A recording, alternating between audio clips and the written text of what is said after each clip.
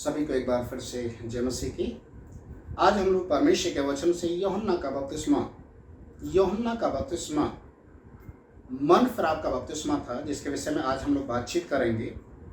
जैसा कि हम लोग इस दुनिया के अंदर भी देखते हैं कि यूहन्ना बपतिस्मा देने के लिए जब आया तो उसने साफ शब्दों में जो वचन प्रचार लोगों के बीच में किया वो ये था कि मन फिराओ, क्योंकि स्वर्ग का राज्य निकट आ गया है। प्रभु परमेश्वर का वचन इस बात को हमें क्लियर कहता है कि यूहन्ना बपतिस्मा देने वाले ने बिल्कुल साफ शब्दों में कहा कि मैं वो नहीं हूं जिसे तुम सोच रहे हो, मैं केवल एक पुकारने वाले का शब्द हूं, और जो मेरे बाद आने वाला है मैं उसकी जूती का बंद खोलने के लायक नहीं हूं। और उसने इस बात को बखूबी लोगों के बीच में बताया और समझाया कि मेरी बात जो आने वाला है, हम लोग इसको ऐसा भी कह सकते हैं, बोल सकते हैं, जैसे अगर आप किसी वीआईपी व्यक्ति को, किसी मंत्री को अपने यहाँ पर आप इनवाइट करते हैं कि वो आपके एरिया में आए, आपकी सुने, तो उस बड़े व्यक्ति के आने से पहले उसका जो पीए होता है, सेक्रेटरी होता है, उसके साथ काम करने वाले जो लोग हैं, वो आकर उस एरिया का सर्वे करते हैं जहां पर उस मंत्री को बुलाया जाता है। उस मंत्री के आने से पहले उसके स्टेज का तैयारी की जाती है, स्टेज कहाँ लगना है, वहाँ की गंदगी को हटाना है, साफ सफाई की ओर ध्यान देना है, माइक सिस्टम, चेयर्स जो लगनी है, कारपेट जो लगनी है, सब कुछ पूरे तरीके से, सिस्टमेटिक तरीके से वहाँ पर उन चीज़ों को रखा जाता है, ताकि जो वीआईपी आने वाला, जो मंत्री आने वाला, उसे किसी भी प्रकार से कोई दिक्कत ना हो। तो यूहन्ना बपतिस्मा देने वाला भी इसी बात पर उसने फोकस किया, जोर दिया कि मेरे बाद जो आने वाला वो मुझसे ज़्यादा सामर्थी है, मैं उसकी जूती का बंद खोलने के लायक भी नहीं हूँ। उसके लिए, प्रभु के लिए मार्ग को तैयार करो, उसकी सड़कों को सीधी करो।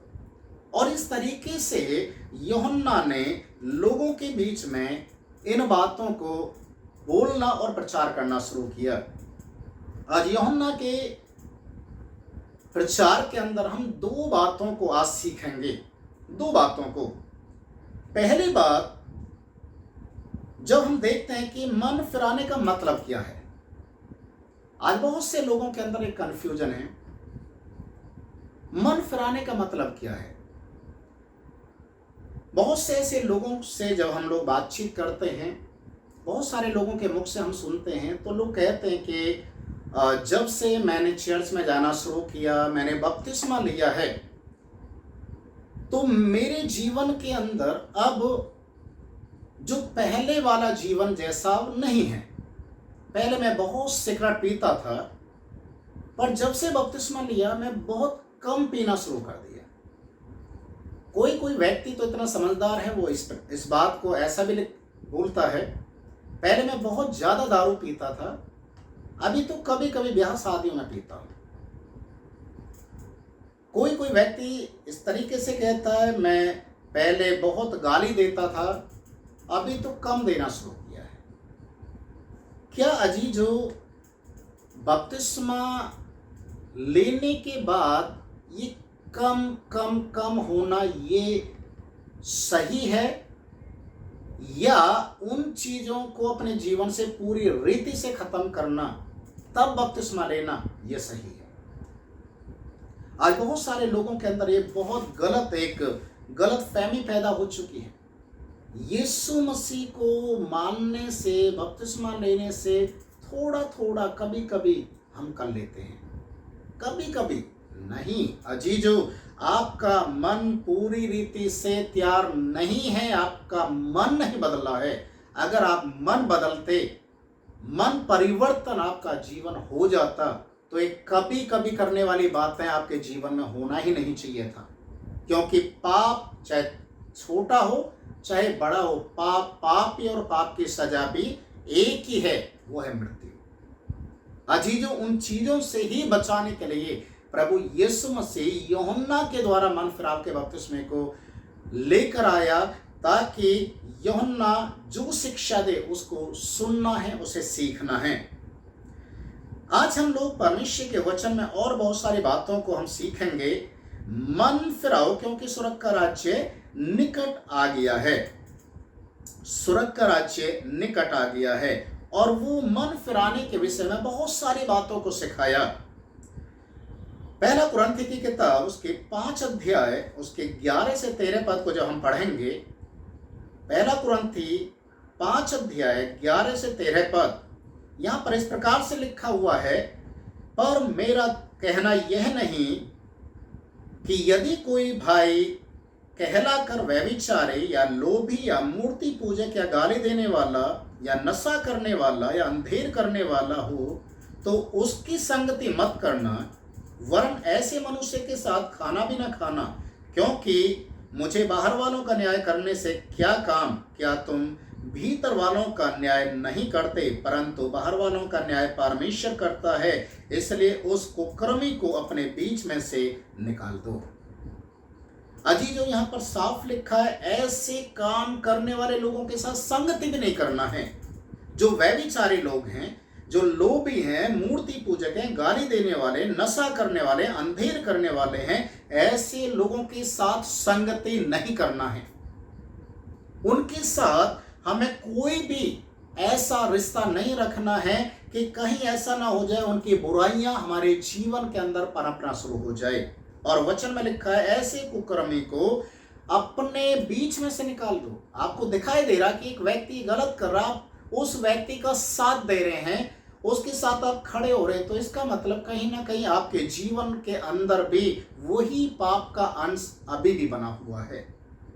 पहला कुरिन्थी की किताब 6 अध्याय उसके 9 से 11 पद को जब हम पढ़ते हैं तो यहाँ पर लिखा हुआ है, क्या तुम नहीं जानते कि ऐसा काम करने वाले परमेश्वर के राज्य के वारिस नहीं होंगे? और यहाँ पर लिखा हुआ है, धोखा ना खाओ, वैश्यगामी, मूर्ति पूजक, परस्त्रीगामी, चोर, लोभी, पियक्कड़, गाली देने वाले, अंधेर करने वाले, ऐसे लोग परमेश्वर के राज्य में नहीं जाएंगे।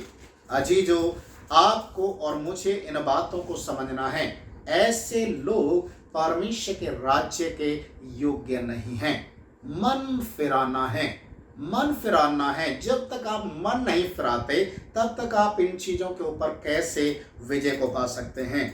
पहला कुरिन्थी की किताब उसके 10 अध्याय के 14 पद को और 20-21 पद को जब हम पढ़ेंगे तो यहाँ पर लिखा है, इस कारण हे मेरे प्रियो, मूर्ति पूजा करने वालों से बचे रहो, वरन यह कि अन्य जाति जो बलिदान करते हैं वे परमेश्वर के लिए नहीं परंतु दुष्टात्माओं के बलिदान करते हैं। और मैं नहीं चाहता कि तुम दुष्टात्माओं के सहभागी हो। तुम प्रभु के कटोरे और दुष्टात्माओं के कटोरे दोनों में से नहीं पी सकते।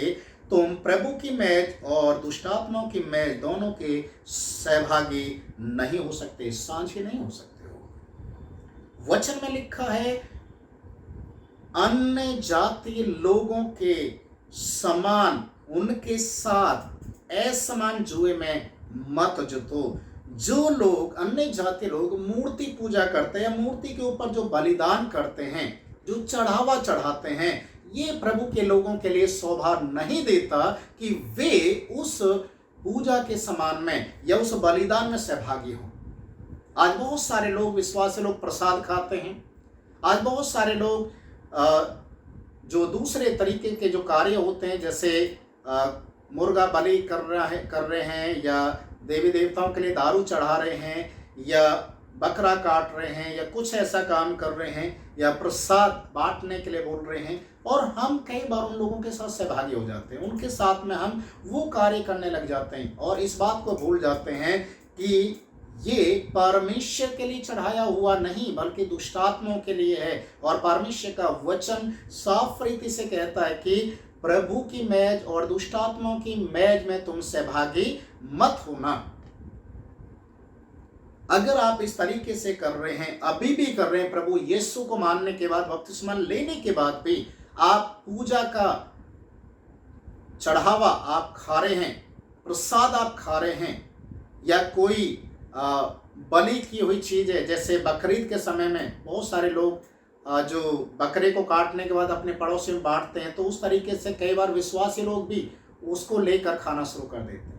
ये गलत है, इससे अपने आप को बचाना है।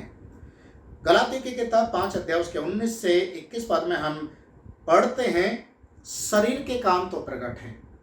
गलातियों उसके 5 के 19 से 21 पद में शरीर के काम तो प्रकट हैं। जितने भी शरीर के काम हैं, व्यभिचार, गंदे काम, लुच्चपन, मूर्ति पूजा, टोना, वैर, झगड़ा, ईर्ष्या, क्रोध, विरोध, फूट, विद्रम, लीला, क्रीड़ा और ऐसे ऐसे और भी बहुत सारे काम हैं जिनके लिए परमेश्वर का वचन कहता है कि ऐसे काम करने वाले परमेश्वर के राज्य के योग्य नहीं ठहरेंगे। ऐसे लोग परमेश्वर के राज्य में नहीं जा सकते।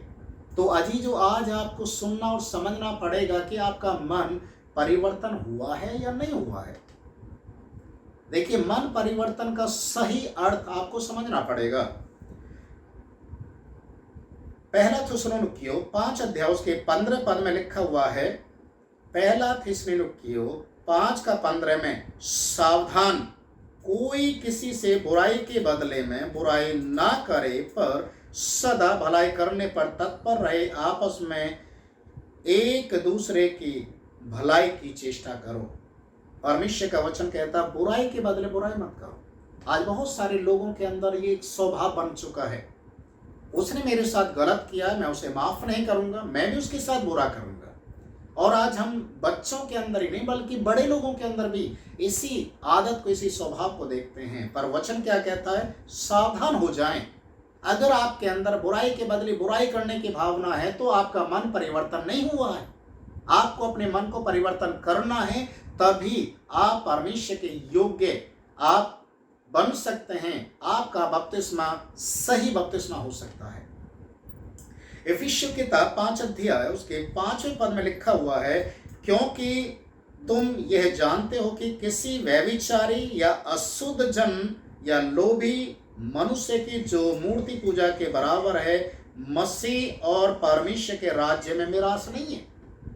कोई भी ऐसा व्यक्ति जो अशुद्ध जन हो, लोभी हो, जो मूर्ति पूजा के बराबर है, वो मसीह के राज्य में, परमेश्वर के मीरास में सहभागी नहीं है। वो परमेश्वर के राज्य में जा ही नहीं सकता है। अजीजों, इस बात को आपको समझना है। कोई भी ऐसा व्यक्ति जो लोभ है, अशुद्धता है, मूर्ति पूजा, व्यभिचारी हैं, ये कुछ ऐसी चीजें हैं जिनको लोग छोड़ना नहीं चाहते हैं, और इसीलिए वो परमेश्वर को जानने के बाद भी उन्हीं पापों के स्वभाव में अपने आप को लेकर चलते हैं। इसलिए वचन कहता है अपने आप को तैयार करना है ताकि हम परमेश्वर के राज्य के योग्य बन सकें। इफिसियों की किताब 5 अध्याय उसके 18 पद में लिखा हुआ है, दाखरस से मतवाले ना बनो, क्योंकि इससे लुच्चपन प्रकट होता है, आत्मा से परिपूर्ण होते जाओ। दाखरस, आज लोग नशा के दीवाने हो चुके हैं। नशा उनको चाहिए। एक मसीही लोगों को नशा करना वो घमंड समझते हैं, और वचन में लिखा है दाखरस से लुच्चपन प्रकट होता है। लुच्चपन, उसके अंदर का जो मनुष्यत्व है, जो परमेश्वर का जो स्वभाव है वो तो है नहीं, पर जो मनुष्यत्व जो उसके अंदर में है, पाप का स्वभाव, वो प्रकट होता है। इसलिए अजीजों, अपने आप को हमें इन सारी चीज़ों से बचाना है ताकि हम परमेश्वर के योग्य तैयार किए जाएं। एक और बात यहाँ पर मैं आपको बताना चाहूँगा। मत्ती रचित सुसमाचार 3 अध्याय उसके 7 और 8वें पद में जो हम पढ़ते हैं, तो बहुत सारे फरीसी और शास्त्री लोग बपतिस्मा लेने के लिए यूहन्ना के पास आए, और यूहन्ना उनसे इस तरीके से बातचीत किया, हे सांप के बच्चों, तुम्हें किसने चता दिया कि आने वाले प्रकोप से अपने आप को बचाओ? किसने तुम्हें चता दिया? तुम सांप के बच्चों, तुम्हारे अंदर बुराई बनी हुई है। जब तक उस बुराई से तुम तौबा नहीं करोगे, तुम परमेश्वर के योग्य नहीं ठहर पाओगे। इफिसियों की किताब 4 अध्याय उसके 25 पद से जब हम पढ़ते हैं, तो यहाँ पर इस प्रकार से लिखा, इस कारण झूठ बोलने वाला व्यक्ति, इस कारण झूठ बोलने वाला झूठ बोलना छोड़कर अपने पड़ोसी से सच बोले, क्योंकि हम आपस में एक दूसरे के अंग हैं। क्रोध तो करो पर पाप मत करो, सूर्यास्त होने तक तुम्हारा क्रोध जाता रहे। चोरी करने वाला फिर चोरी ना करे, भले काम करने में अपने हाथों से परिश्रम करे, इसलिए कि जिसे प्रयोजन हो उसे देने को उसके पास कुछ हो। कोई गंदी बात तुम्हारे मुंह से ना निकले, पर आवश्यकता के अनुसार वही निकले जो उन्नति के लिए उत्तम हो, ताकि उससे सुनने वालों पर अनुग्रह हो। परमेश्वर के पवित्र आत्मा को शोकित मत करो, जिससे तुम पर छुटकारे के दिन के लिए छाप दी गई है। सब प्रकार के कड़वाहट और प्रकोप और क्रोध, कलह और निंदा, सब बैर भाव तुमसे दूर किए जाएं। अजी जो पहले चोरी करता था अब चोरी करना बंद करे, जो गाली देता था गाली देना बंद करे, जो अंधेर करने वाला था अंधेर करना बंद करे। ये सारे नियम जो परमेश्वर के वचन के अनुसार दिए गए हैं, पहले आप क्या करते थे उन सारी चीजों को आप छोड़ दीजिए। क्रोध करते थे, पर अब शाम तक, सूर्यास्त होने तक तुम्हारा क्रोध खत्म होना चाहिए। अपने पड़ोसी से सच बोलना शुरू करें। हम अक्सर अपने पड़ोसी से झूठ बोलते हैं, छोटी छोटी बातों में झूठ बोलते हैं। वचन कहता है हमें झूठ बोलना बंद करना पड़ेगा और परमेश्वर के नाम में अपने आप को छुटकारे के लिए जो हमारे ऊपर छाप दी गई है, हर एक प्रकार का क्रोध, कलह, निंदा, मुंह से गालियां बकने, सब कुछ हमारे जीवन से निकलना है। और जब हम इस तरीके से अपने आप को तैयार करेंगे तो कहीं ना कहीं परमेश्वर का वचन हमारे जीवन को तैयार करेगा। प्रेरितों के काम 17 अध्याय के 30 पद को जब हम पढ़ते हैं तो यहाँ पर लिखा है, इसलिए परमेश्वर ने अज्ञानता को समों पर ध्यान नहीं दिया, पर अब हर जगह सब मनुष्यों को मन फिराने के लिए आज्ञा देता है। परमेश्वर हर एक व्यक्ति को जो अज्ञानता में किए गए गलतियां हैं, पाप हैं, उन सबको नजरअंदाज कर रहा है। पर परमेश्वर इस समय में हर एक व्यक्ति को, हर एक मनुष्य को मन फिराने का अवसर दे रहा है ताकि लोग मन फिराएं। प्रेरितों के काम 26 अध्याय के 20वें पद को जब हम पढ़ते हैं तो यहाँ पर लिखा है, परंतु पहले दमिश्क के, फिर यरूशलेम के और तब यहूदिया के सारे देश के रहने वालों को और अन्य जातियों को समझाता रहा कि मन फिराओ और परमेश्वर की ओर लौट आओ, क्योंकि परमेश्वर मन फिराव का अवसर हर एक व्यक्ति को दे रहा है। हर एक व्यक्ति को मन फिराव का अवसर दे रहा है। इसलिए हम प्रभु यीशु मसीह के साथ अपने जीवन को जीना शुरू करें, परमेश्वर के साथ हम चलना शुरू करें। और जब इस तरीके से हम करेंगे तो कहीं ना कहीं परमेश्वर हमें बहुत सारे हमारे जीवन के अंदर आने वाले आशीषों को हमें देना शुरू करेगा और हम एक बढ़ते हुए एक विश्वासी के समान तैयार किए जाएंगे। पहला पतरस के किताब उसके 3 अध्याय के 9 पद में लिखा है, बुराई के बदले बुराई मत करो, न गाली के बदले गाली दो, इसके विपरीत आशीष दो, क्योंकि तुम आशीष के वारिस होने के लिए बुलाए गए हो। बुराई के बदले बुराई मत करो, गाली के बदले गाली मत दो, बल्कि इसके विपरीत आशीष दो, क्योंकि हम आशीष के वारिस होने के लिए बुलाए गए हैं। प्रिय भाई और बहनों, आज आपको और मुझे परमेश्वर के योग्य तैयार होना है। परमेश्वर के योग्य तैयार होना, मन फिराने के अर्थ को हमें समझना है। दूसरा जो सुसमाचार, यूहन्ना के सुसमाचार में दूसरा था, एक तो मन फिराव था और दूसरा था फल लेकर आना। और वचन में लिखा हुआ है, यूहन्ना बपतिस्मा देने वाले के बाद प्रभु यीशु मसीह ने भी इसी बात पर जोर दिया कि समय पूरा हुआ है, मन फिराओ, क्योंकि स्वर्ग का राज्य निकट आ गया है। लूका रचित सुसमाचार 15 अध्याय को जब हम पढ़ते हैं उसके 7वें पद में लिखा हुआ है, एक पापी व्यक्ति जब मन फिराता तो स्वर्ग के राज्य में आनंद मनाया जाता है। ये एक मन फिराने वाले व्यक्ति के लिए एक बहुत अच्छा एक मौका होता है कि वो जब मन फिराता है तो स्वर्ग राज्य में आनंद मनाया जाता है। आज हम देखते हैं कि जो पेड़ फल नहीं लाता, जो पेड़ फल नहीं लाता, जैसे मत्ती रचित सुसमाचार 3 अध्याय उसके 10वें पद में हम पढ़ते हैं, जो पेड़ फल नहीं लाता वो काटा जाएगा, आग में झोंका जाएगा, क्योंकि पेड़ की जड़ पर कुल्हाड़ा रखा हुआ है। और यूहन्ना बपतिस्मा देने वाले यूहन्ना ने इस बात के ऊपर जोर दिया है, बहुत अच्छी तरीके से जोर दिया है कि कुल्हाड़ा पेड़ की जड़ पर रखा हुआ है। मत्ती रचित सुसमाचार 7 अध्याय उसके 19 पद को हम पढ़ते हैं, जो जो पेड़ अच्छा फल नहीं लाता वह काटा और आग में डाला जाता है। जो पेड़ अच्छा फल नहीं लाता उसे परमेश्वर काट देगा। यूहन्ना रचित सुसमाचार 15 अध्याय के 2 पद में लिखा है, जो डाली मुझ में है और नहीं फलती उसे वह काट डालता है, और जो फलती है उसे वो छांटता है ताकि और आगे को फले। अजीजों, सुसमाचार के अंदर 2 मुख्य बातें हैं, मन फिराना और प्रभु के लिए फल लेकर आना।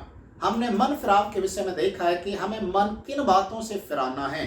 थोड़ा थोड़ा हम करते रहना है ये नहीं है, हमें पूरी रीति से बदलना है, पूरी रीति से मन को हमें बदलना है, तब हम अपने जीवन को कह सकते हैं मेरा मन का परिवर्तन।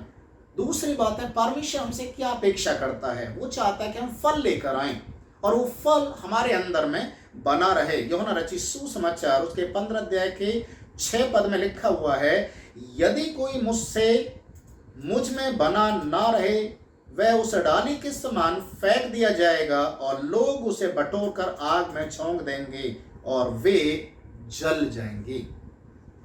यूहन्ना रचित सुसमाचार 15 अध्याय के 16 पद में भी हम पढ़ते हैं कि तुमने मुझे नहीं चुना बल्कि मैंने तुम्हें चुना है ताकि तुम फल लेकर आओ और तुम्हारा फल तुम में बना रहे। अजीजों, आज परमेश्वर आपसे अपेक्षा करता है कि आप फल लेकर आएं, आप फल लेकर आएं। अगर आपके जीवन के अंदर फल नहीं है, आपके जीवन में परिवर्तन नहीं है, आपके जीवन के अंदर आप एक गवाह नहीं हैं, तो आप उस पेड़ की तरह शायद हो जाएंगे जो मत्ती रचित सुसमाचार 21 अध्याय में हम पढ़ते हैं उसके 19 पद में कि एक बार प्रभु यीशु मसीह एक रास्ते से गुजरकर जब जा रहे थे तो वहां पर एक अंजीर के पेड़ को देखा। उसमें पत्ते भरे हुए थे परंतु उसमें फल नहीं था। यीशु मसीह ने उस अंजीर के पेड़ से कहा, आज से तुझमें फल ना लगे, और वचन कहता है कि वो पेड़ पूरा सूख गया। क्या आज आपके जीवन के अंदर भी एक परमेश्वर के आशीष की जगह दंड आने का समय आ चुका है? आपको खुद को देखना पड़ेगा कि आप क्या वास्तव में फल लेकर आ रहे हैं या आपके जीवन में अभी तक कोई परिवर्तन नहीं है। यिर्मयाह की किताब में लिखा हुआ है उसके 8 अध्याय के 13 पद में, यहोवा की यह वाणी है, मैं उन सबों का अंत कर दूंगा, ना तो उनकी दाखलताओं में दाग पाई जाएगी और न अंजीर के वृक्ष में अंजीर, वरन उनके पत्ते भी सूख जाएंगे। जो कुछ मैंने उन्हें दिया है वह उनके पास से ले लिया जाएगा। उनके पेड़, उनकी दाखलताओं में ना अंजीर पाए जाएंगे, ना उनके दाख के पेड़ों में और उनके अंजीर के पेड़ों में कुछ भी नहीं मिलेगा। परमेश्वर उन्हें ऐसा दंड देगा कि वो सूख जाएंगे और जला दिए जाएंगे। अजीजों, आपको और मुझे आज समझना है कि परमेश्वर का वचन आज आपके लिए और मेरे लिए क्या कहता है। देखिए, परमेश्वर के वचन में एक और उदाहरण दिया गया है। लूका रचित सुसमाचार उसके 13 अध्याय के 6 से 9 पद को जब हम पढ़ते हैं तो यहाँ पर लिखा हुआ है, प्रभु यीशु मसीह ने कहा, एक दृष्टांत कहा कि एक अंगूर की बारी में एक अंजीर का पेड़ था और उसमें एक किसान को उसकी देखभाल करने के लिए रखा गया। किसान उसमें खेती कर रहा है, उसमें मेहनत कर रहा है, पर 3 साल से स्वामी उसके पास आकर उसमें फल देख रहा परंतु कोई भी फल नहीं पाता। और अंत में स्वामी को गुस्सा आता है और वो कहता है कि इस अंजीर के पेड़ को यहाँ से काट कर निकाल दो, ये जगह को क्यों घेरे रहे, इसमें फल नहीं है। 3 साल से हम फल ढूंढ रहे हैं पर इसमें कोई फल नहीं है। और जो किसान है, जो सेवक है, वो उसके लिए निवेदन करता है, प्रार्थना करता है कि 1 वर्ष और इसे रहने दे, आगे को ये फले तो अच्छा है, नहीं तो इसे काट देना।